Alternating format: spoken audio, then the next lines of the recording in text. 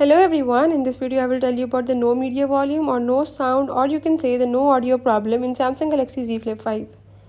So if you are facing the audio or the sound problem in this device, I will tell you how to resolve it. I will show you all the steps, you have to follow them, and if you are new to this channel, don't forget to hit the subscribe button. Now let's watch it and learn how to do it.